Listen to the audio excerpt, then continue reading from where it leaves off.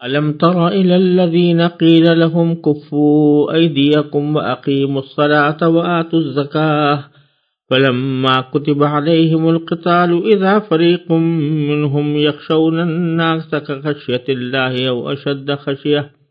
وقالوا ربنا لما كتبت علينا القتال لولا أخرتنا إلى أجل قريب قل متاع الدنيا قليل والآخرة خير لمن اتقى ولا تظلمون فتيلا أينما تكونوا يدرككم الموت ولو كنتم في بروج مشيدة وإن تصبهم حسنة يقولوا هذه من عند الله وإن تصبهم سيئة يقولوا هذه من عندك قل كل من عند الله فما لهؤلاء القوم لا يكادون يفقهون حديثا ما أصابك من حسنة فمن الله وما أصابك من سيئة فمن نفسك وأرسلناك للناس رسولا وكفى بالله شهيدا من يطع الرسول فقد أطاع الله ومن تولى فما أرسلناك عليهم حفيظا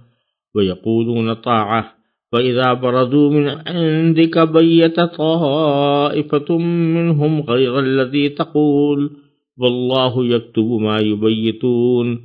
فأعرض عنهم وتوكل على الله وكفى بالله وكيلا أفلا يتدبرون القرآن ولو كان من عند غير الله لوجدوه فيه اختلافا كثيرا۔ ان آیات کریمہ کا ترجمہ یہ ہے، کیا تم نے ان لوگوں کو نہیں دیکھا جن سے کہا جاتا تھا کہ اپنے ہاتھ روک کر رکھو اور نماز قائم کیے جاؤ اور زکوٰۃ دیتے رہو، پھر جب ان پر جنگ فرض کی گئی تو ان میں سے ایک جماعت لوگوں سے ایسے ڈرنے لگی جیسے اللہ سے ڈرا جاتا ہے یا اس سے بھی زیادہ ڈرنے لگی، اور ایسے لوگ کہنے لگے کہ اے ہمارے پروردگار، آپ نے ہم پر جنگ کیوں فرض کر دی؟ تھوڑی مدت تک ہمیں مہلت کیوں نہیں دی؟ کہہ دو کہ دنیا کا فائدہ تو تھوڑا سا ہے، اور جو شخص تقوی اختیار کرے اس کے لیے آخرت کہیں زیادہ بہتر ہے، اور تم پر ایک تاگے کے برابر بھی ظلم نہیں ہوگا۔ تم جہاں بھی ہوگے موت تمہیں جا پکڑے گی، چاہے تم مضبوط قلعوں میں کیوں نہ رہ رہے ہو۔ اور اگر ان منافقوں کو کوئی بھلائی پہنچتی ہے تو وہ کہتے ہیں کہ یہ اللہ کی طرف سے ہے، اور اگر ان کو کوئی برا واقعہ پیش آ جاتا ہے تو اے پیغمبر، وہ تم سے کہتے ہیں کہ یہ برا واقعہ آپ کی وجہ سے ہوا ہے۔ کہہ دو کہ ہر واقعہ اللہ کی طرف سے ہوتا ہے، ان لوگوں کو کیا ہو گیا ہے کہ یہ کوئی بات سمجھنے کے نزدیک تک نہیں آتے۔ تمہیں جو کوئی اچھائی پہنچتی ہے تو وہ محض اللہ کی طرف سے ہوتی ہے، اور جو کوئی برائی پہنچتی ہے وہ تو تمہارے اپنے سبب سے ہوتی ہے۔ اور اے پیغمبر، ہم نے تمہیں لوگوں کے پاس رسول بنا کر بھیجا ہے، اور اللہ گواہی دینے کے لیے کافی ہے۔ جو رسول کی اطاعت کرے اس نے اللہ کی اطاعت کی، اور جو اطاعت سے منہ پھیر لے تو اے پیغمبر، ہم نے تمہیں ان پر نگراں بنا کر نہیں بھیجا۔ اور یہ منافق لوگ سامنے تو اطاعت کا نام لیتے ہیں، مگر یہ تمہارے پاس سے باہر جاتے ہیں تو ان میں سے ایک گروہ رات کے وقت تمہاری باتوں کے خلاف مشورے کرتا ہے، اور یہ رات کے وقت جو مشورے کرتے ہیں اللہ وہ سب لکھ رہا ہے، لہذا تم ان کی پرواہ مت کرو اور اللہ پر بھروسہ رکھو، اور اللہ تمہاری حمایت کے لیے بالکل کافی ہے۔ کیا یہ لوگ قرآن میں غور و فکر سے کام نہیں لیتے؟ اگر یہ اللہ کے سوا کسی اور کی طرف سے ہوتا تو وہ اس میں بکثرت اختلافات پاتے۔ ان آیات کریمہ کا پس منظر یہ ہے کہ مکی زندگی میں مسلمانوں کو اپنے دشمنوں کے خلاف تلوار اٹھانے کی اجازت نہیں تھی۔ مکی زندگی میں مسلمانوں کے اوپر طرح طرح کے ظلم و ستم توڑے جا رہے تھے، کفار مکہ کی طرف سے بڑی زیادتیاں ہو رہی تھیں۔ اس موقع پر بسا اوقات پرجوش صحابہ کرام کے دل میں یہ خیال آتا تھا کہ اگر ہمیں اجازت دی جائے تو کم از کم ہم اینٹ کا جواب پتھر سے دینے کی کوشش کریں۔ لیکن مکی زندگی میں چونکہ اللہ تبارک و تعالیٰ کو منظور یہ تھا کہ صحابہ کرام مصائب کی بھٹی سے نکل کر کندن بن کر نکلیں، اس لیے اس وقت ان کو جہاد کی اجازت نہیں تھی، بلکہ ان کو روکا جا رہا تھا کہ تلوار نہیں اٹھاؤ۔ چنانچہ اس آیت کریمہ میں شروع میں انہی حضرات کا تذکرہ ہے کہ الم تر الی الذین قیل لہم کفوا ایدیکم، کیا تم نے ان لوگوں کو نہیں دیکھا جن سے یہ کہا گیا تھا کہ اپنے ہاتھ روک کر رکھو، یعنی جہاد نہ کرو، لڑائی کا جواب نہ دو، بلکہ کیا کرو کہ اقیموا الصلاۃ وآتوا الزکاۃ، نماز پڑھتے رہو اور زکوٰۃ ادا کرتے رہو۔ یہ حکم دیا جا رہا تھا کہ ابھی جہاد آپ کا کام نہیں ہے، نہ جہاد آپ کے ذمہ واجب ہوا ہے، اس کے بجائے آپ ابھی تک اپنے کام میں لگے رہے، یعنی عبادتیں انجام دیتے رہے، نماز پڑھتے رہے، زکوٰۃ ادا کرتے رہے۔ اور یہیں سے علماء کرام نے یہ فرمایا کہ یہاں اللہ تعالیٰ نے پہلے نماز اور زکوٰۃ کے احکام کو بیان فرمایا جو اصلاح نفس کا سبب ہیں، اور اس کے بعد جہاد کا حکم دیا جو اصلاح ملک کا سبب ہے، یعنی اس کے ذریعے سے ظلم و ستم کا استحصال کیا جاتا ہے اور ملک میں امن و امان قائم ہوتا ہے۔ اس سے معلوم ہوتا ہے کہ آدمی کو دوسروں کی اصلاح سے پہلے اپنی اصلاح کرنی چاہیے۔ چنانچہ درجے کے اعتبار سے بھی پہلی قسم کا حکم فرض عین ہے، یعنی اپنی اصلاح کا حکم یہ فرض عین ہے، اپنی اصلاح کرانا اور کرنا یہ فرض عین ہے، ہر ایک انسان کے ذمہ فرض ہے۔ اور دوسری قسم یعنی جہاد یا دعوت یا تبلیغ، تو یہ فرض کفایہ ہے، جس سے اصلاح نفس کی اہمیت اور اس کا مقدم ہونا ظاہر معلوم ہوتا ہے۔ بہرحال مکی زندگی میں صحابہ کرام سے یہی کہا جاتا تھا کہ آپ لوگ اپنے ہاتھ روک کر رکھیں اور نماز پڑھتے رہیں، زکوٰۃ ادا دیتے رہیں، جہاد کا ابھی وقت نہیں آیا۔ بلکہ مدنی زندگی کی ابتدا میں بھی ایک ایسا ہی وقت گزرا کہ اس وقت تک جہاد باقاعدہ فرض نہیں ہوا تھا۔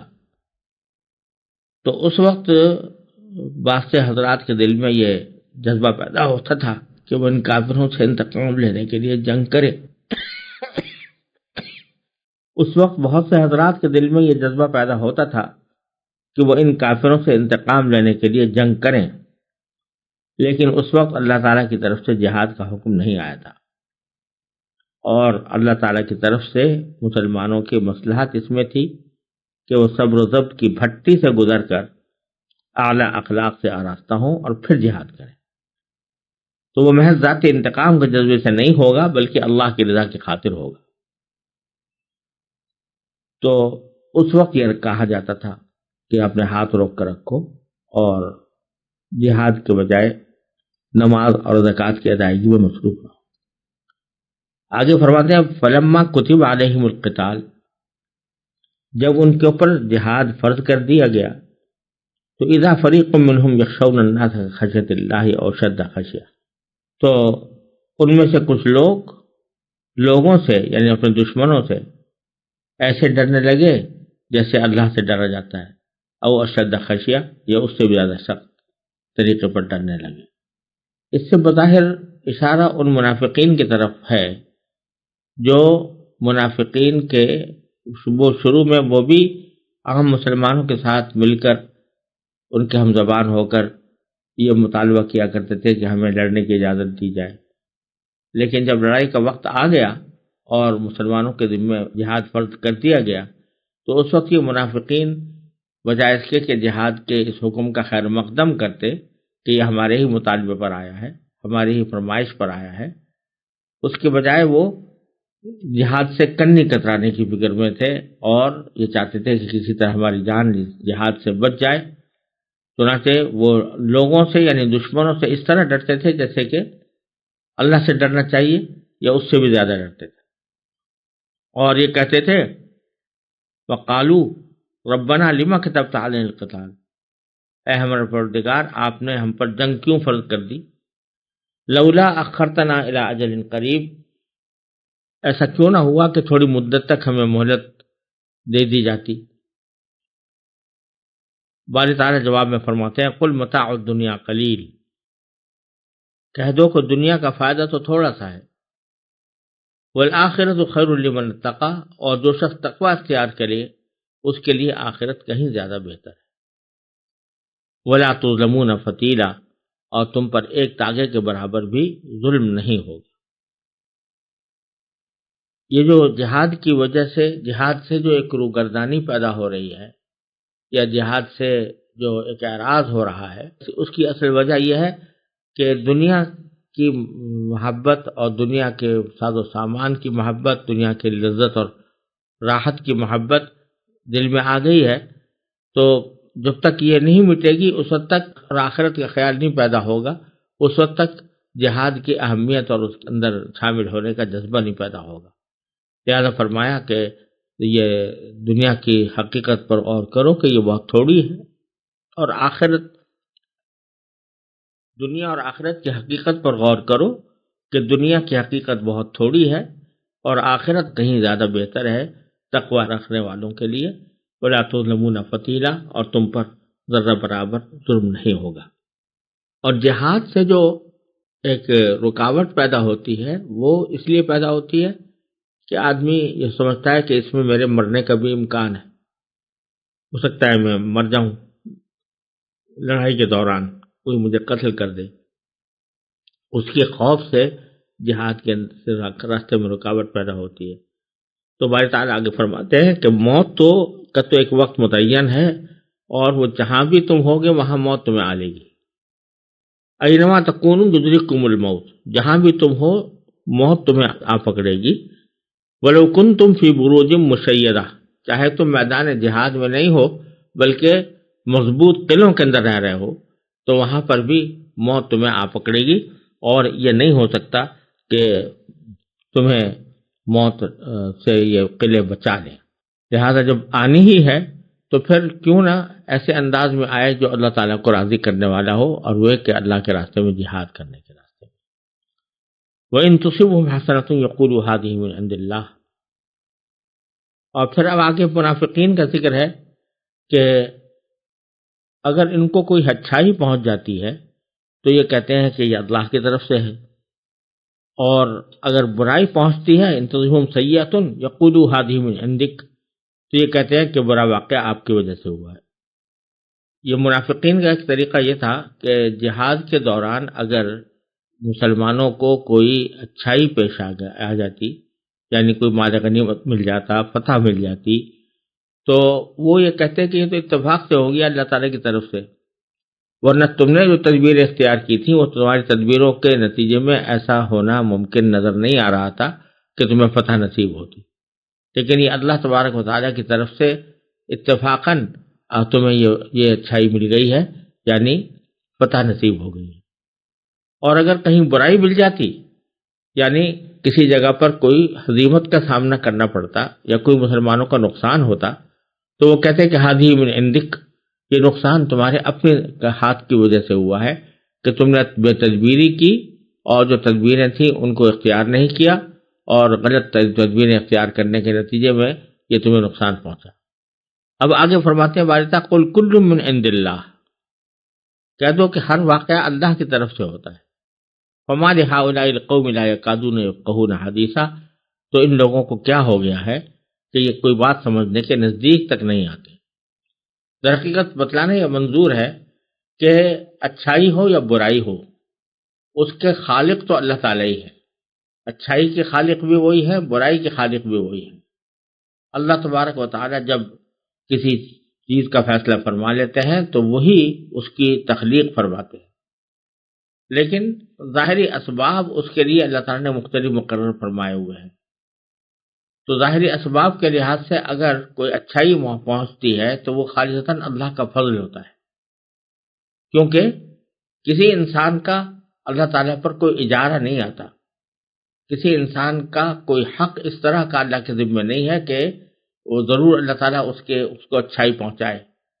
کیونکہ انسان کتنی بھی عبادت کر لے، اللہ تبارک و تعالیٰ کی کتنی بھی عبادت میں مصروف ہو جائے، لیکن اس سے اللہ تعالیٰ کے اوپر کوئی حق لازم نہیں ہوتا، کیونکہ اللہ تعالیٰ کی نعمتیں بے شمار ہیں، اور عبادت زیادہ زیادہ انسان کرے گا تو اس کا کچھ ہزارواں لاکھواں کروڑواں حصہ بھی نہیں ہو سکتا، لہذا کوئی حق اس سے لازم نہیں آتا اللہ تعالیٰ کے ذمہ۔ لہذا اگر کوئی اللہ تبارک و تعالیٰ نعمت عطا فرماتے ہیں تو وہ اللہ تبارک و تعالیٰ کا خاص فضل ہوتا ہے، اور اگر کوئی برائی پہنچتی ہے، جیسے کوئی بیماری آ گئی یا تکلیف آ گئی، تو اگرچہ خالق تو اس کے اللہ ہی تعالیٰ ہے، لہذا ہر چیز اللہ کی طرف سے آتی ہے، اچھائی بھی اور برائی بھی، لیکن اس کا سبب انسان کے اعمال بد ہوتے ہیں، یعنی کوئی برا عمل کر لیا تو اس کے نتیجے میں اللہ تبارک و تعالیٰ کی طرف سے اس کے اوپر کوئی برائی مسلط کر دی جاتی ہے، اور وہ انسان کے لیے نقصان دہ ہوتی ہے۔ یہ مفہوم ہے ان آیات کا، ذرا ایک مرتبہ پھر ان کو ترجمے کے ساتھ پڑھ لیں۔ قل کل من عند اللہ، کہہ دو کہ سارے واقعات اللہ ہی کی طرف سے ہوتے ہیں۔ پھر آگے فرمایا ما اصابک من حسنۃ فمن اللہ، تمہیں جو کوئی اچھائی پہنچتی ہے تو محض اللہ تعالیٰ کی طرف سے ہوتی ہے، یعنی تمہارا کوئی اجارہ نہیں آ رہا ہوتا اللہ تعالیٰ کے اوپر کہ وہ فرض تھا اللہ تعالیٰ کے ذمے کہ وہ تمہیں ضرور اچھائی پہنچاتا۔ وما اصابک من سیئۃ فمن نفسک، اور تمہیں جو کوئی برائی پہنچتی ہے تو تمہارے نفس کی وجہ سے ہوتی ہے، یعنی خالق تو اس کے بھی اللہ تعالیٰ ہی ہیں، لیکن اس کی کا جو ظاہری سبب ہے وہ خود تمہارے اپنے ہاتھ کے کرتوت ہوتے ہیں، کہ کسی وجہ سے تم نے کوئی غلط کام کر لیا، اس کے نتیجے میں تمہیں اللہ تبارک و تعالیٰ نے کسی تکلیف میں مبتلا کر دیا۔ حاصل یہ کہ مصیبت کی تخلیق اگرچہ اللہ تعالیٰ ہی کرتا ہے، لیکن اس کا سبب خود انسان کے اعمال بد ہوتے ہیں۔ اب اگر یہ انسان کافر ہے تو اس کے لیے جو دنیا میں مصیبت آتی ہے اس کے لیے اس عذاب کا ایک معمولی سا نمونہ ہوتا ہے جو آخرت میں اس کو ملنے والا ہے، اور اگر وہ مومن ہے تو اس کے لیے مصائب و تکالیف اس کے گناہوں کا کفارہ ہو کر آخرت کی نجات کا سبب ہو جاتے ہیں۔ چنانچہ ایک حدیث میں رسول کریم صلی اللہ علیہ وسلم کا ارشاد منقول ہے کہ ما من مصیبت تصیب المسلم الا کفر اللہ بها عنہ حتی الشوکۃ یشاکها، یعنی کوئی مصیبت ایسی نہیں ہے جو کسی مسلمان کو پہنچے مگر وہ اس کے گناہوں کا کفارہ ضرور ہو جائے گی، یہاں تک کہ کانٹا جو اس کے پاؤں میں چبھتا ہے وہ بھی گناہوں کے کفارے کا ذریعہ ہوگا۔ یہ حدیث جامع ترمذی میں امام ترمذی نے روایت فرمائی۔ ایک اور حدیث میں حضرت ابو موسیٰ اشعری رضی اللہ تعالیٰ عنہ سے مروی ہے کہ رسول اللہ صلی اللہ علیہ وسلم نے فرمایا کہ بندے کو جو کوئی ہلکی یا سخت مصیبت پیش آتی ہے تو وہ اس کے گناہ کا نتیجہ ہوتی ہے، اور بہت گناہوں کو اللہ تعالیٰ معاف فرما دیتا ہے۔ یہ حدیث بھی ترمذی کے اندر مروی ہے۔ وہ ارسلناک للناس رسولا، اور ہم نے اے نبی اے پیغمبر آپ کو لوگوں کے لیے رسول بنا کر بھیجا ہے۔ یہاں للناس کا لفظ استعمال کر کے اشارہ اس طرف فرما دیا گیا ہے کہ نبی کریم صلی اللہ علیہ وسلم سے پہلے جو انبیاء کرام علیہ السلام تشریف لایا کرتے تھے وہ کسی خاص قوم کے لیے ہوتے تھے، لیکن نبی کریم سرورت عالم محمد مصطفیٰ صلی اللہ علیہ وسلم کو تمام انسانوں کے لیے رسول بنا کر بھیجا گیا۔ آپ کسی خاص قوم کے لیے نہیں بلکہ پوری انسانیت کے لیے رسول بن کر تشریف لائے تھے۔ وَكَفَىٰ بِاللَّهِ شَهِيدًا، اور اس کے بعد کی گواہی دینے کے لیے اللہ کافی ہے۔ اور جب آپ رسول بنا کر بھیجے گئے ہیں تو اس کا لازمی تقاضا یہ ہے کہ دوسرے لوگوں کو آپ کی اطاعت کرنی چاہیے۔ چنانچہ فرمایا مَن يُطِعِ الرَّسُولَ فَقَدْ أَطَاعَ اللَّهَ، جو رسول کی اطاعت کرے اس نے اللہ کی اطاعت کی۔ وَمَن تَوَلَّىٰ، اور اگر کوئی اعراض کرے، منہ پھیرے، اطاعت نہ کرے، فَمَا أَرْسَلْنَاكَ عَلَيْهِمْ حَفِيظًا، تو اے پیغمبر ہم نے تمہیں ان پر نگراں بنا کر نہیں بھیجا جس کی وجہ سے تمہیں ان کے عمل کا ذمہ دار ٹھہرایا جائے، بلکہ وہ اپنے عمل کے خود ذمہ دار ہیں، آپ کا کام تو صرف پیغام پہنچا دینا ہے۔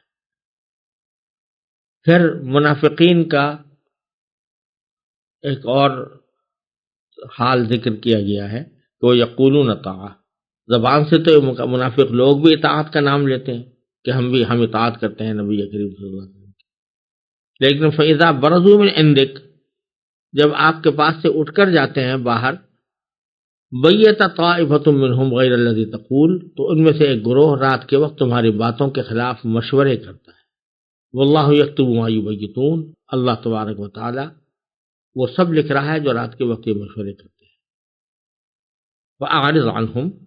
لہذا آپ ان کی پرواہ نہ کیجیے. وتوکل اللہ، اللہ پر بھروسہ رکھیے. وکفیٰ باللہ وکیلا، اور اللہ آپ کی حمایت کے لیے بالکل کافی ہے. ان کے مشورے آپ کو کوئی نقصان نہیں پہنچاتے. افلا یتدبرون القرآن، پھر بنیادی وجہ منافقین کی گمراہی کی یہ بیان فرمائی کہ وہ قرآن کریم میں غور نہیں کرتے. فرمایا کیا یہ لوگ قرآن میں غور و فکر سے کام نہیں لیتے؟ لو کان من عند غیر اللہ، اگر یہ قرآن اللہ کے علاوہ کہیں کسی اور کی طرف سے ہوتا تو لوجدوا فیہ اختلافا کثیرا، تو اس میں یہ بہت زیادہ اختلافات پاتے، کیونکہ انسان کی جو تالیف ہوتی ہے اس میں کہیں نہ کہیں ایک دوسرے سے تعارض اور اختلاف پیدا ہو جاتا ہے. اللہ تبارک و تعالیٰ کی کتاب ہے، اس میں غور کر کے دیکھو گے تو اس میں کہیں تمہیں کوئی اختلاف نظر نہیں آئے گا. اس سے بظاہر ایک لطیف اشارہ اس بات کی طرف معلوم ہوتا ہے کہ اگر گہری نظر سے قرآن کو دیکھیں گے تو ان کو اس کے معانی اور مضامین میں کوئی اختلاف نظر نہیں آئے گا. صرف تلاوت اور قرات جس میں تدبر غور و فکر نہ ہو، اس میں ہو سکتا ہے کہ کچھ اختلافات نظر آنے لگیں، لیکن اگر تدبر سے کام لیں گے تو کوئی اختلاف نظر نہیں آئے گا. دوسری بات اس آیت سے یہ معلوم ہوئی کہ قرآن کا مطالبہ ہے کہ ہر انسان اس کے مطالب پر غور کرے. لہذا یہ سمجھنا کہ قرآن میں تدبر کرنا صرف اماموں اور مجتہدوں ہی کے لیے ہے، یہ صحیح نہیں. البتہ تدبر اور تفکر کے درجات علم و فہم کے درجات کی طرح مختلف ہوں گے. ائمہ مجتہدین کا تفکر ایک ایک آیت سے سینکڑوں مسائل کا نکالنے کا کام ہے. وہ ائمہ مجتہدین کا تفکر، ان کے اعلیٰ درجے کا تفکر کا انداز یہ ہے کہ اس میں ایک ایک آیت سے بہت سے مسائل منتخب کرتے ہیں، مستنبط کرتے ہیں.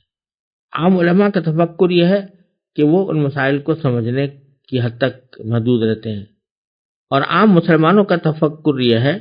کہ قرآن کا ترجمہ تفسیر اپنی زبان میں پڑھ کر تدبر کریں تو اس سے اللہ تعالیٰ کی عظمت، محبت، آخرت کی فکر، دنیا سے بے رغبتی، یہ سب چیزیں پیدا ہوں گی جو ساری کامیابیوں کی کنجی ہے. البتہ عوام کے لیے غلط فہمی اور مغالطوں سے بچنے کے لیے بہتر یہ ہے کہ کسی عالم سے قرآن کو سبقاً پڑھیں.